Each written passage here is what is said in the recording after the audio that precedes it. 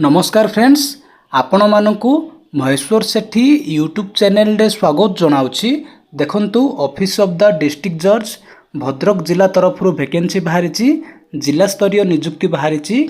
जो माने निज जिले में रही चाकरी करने को चाहते आपण पाखरे मोर गोटे रिक्वेस्ट कि आपण माने वीडियोटी को लास्ट पर्यंत देखंतु, कारण वीडियोटी को लास्ट पर्यंत देखिबा द्वारा आपण माने संपूर्ण रूपे बुझी पारिबे।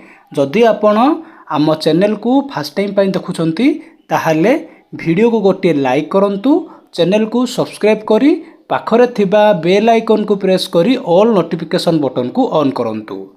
सब्सक्राइब करबा द्वारा आपण माने सबुदिन नोटिफिकेशन पाई परिबे। आसंतु वर्तमान वीडियोटी को स्टार्ट करिबा। देखंतु junior clerk cum copyist post पाई टोटाल 19 पोस्ट वैकेंसी बाहरी। एथिरे आपन को सैलरी मिलिबो 19,900 रु 63,200 पर्यंत।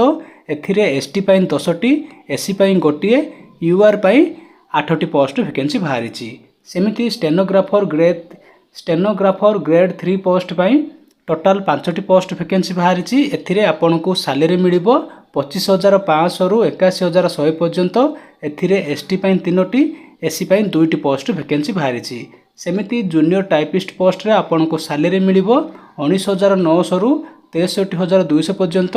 एथिरे टोटाल 5टी पोस्ट वैकेंसी बाहरी। एसटी पाई 3टी, एससीबीसी पाई गोटिए एंड यूआर पाई गोटिए।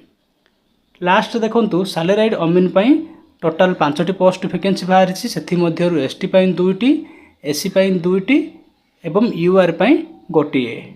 टोटाल 5टी पोस्ट पाई वैकेंसी बाहरी। एथिरे आपन को सैलरी मिलिबो 21,700 रु 69,100।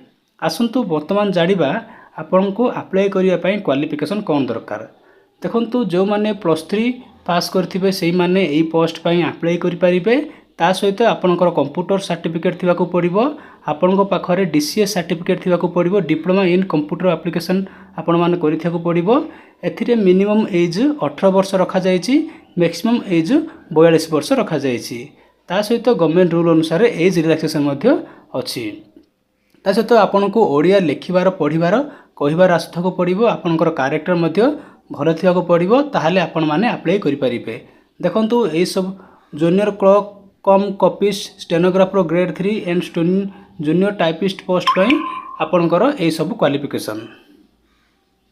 आसंतु वर्तमान जानिबा जो माने सैलराइड अमीन पोस्ट पाई अप्लाई करबा को चाहउछंती, जदि आपण माने मैट्रिकुलेशन एवं इक्विवेलेंट पास करछंती ताहाले आपण माने अप्लाई करि परिबे।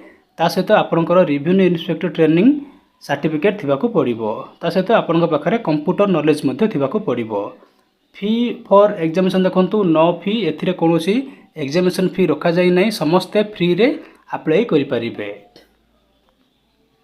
देखंतु जो माने अप्लाई करिया को चाहछंती आपण माने ऑफलाइन माध्यम रे अप्लाई करिवे, रजिस्टर किंबा स्पीड पोस्ट माध्यम रे अप्लाई करिवे। एप्लिकेशन फॉर्म टे को फिलअप करी एई सब डॉक्यूमेंट गुडी को अटैच करी आपण माने अप्लाई करिवे। आपनकर matric certificate, +2 certificate, +3 certificate, computer certificate, physical handicapped certificate आपण माने एई लिस्ट को पढ़ी दियंतु। आपण माने एई पीडीएफ फाइल टे को पढ़ी ठीक से अप्लाई करंतु। जेउ मानकु एई पीडीएफ फाइल टे दरकार आपण माने कमेंट करंतु, मु आपण मानकु पीडीएफ फाइल टी सेंड कर देबी। देखंतु यह हो जे आपनकर सिलेबस, आपण माने एई सिलेबस सब को कवर करिवे। वर्तमान जानिबा आपण केमिति अप्लाई करिवे, केउ एड्रेस रे अप्लाई करिवे। आसंतु मु वर्तमान आपण मानकु इन्फॉर्मेशन देबी। देखंतु आपण माने the registrar civil court Bhadrak eight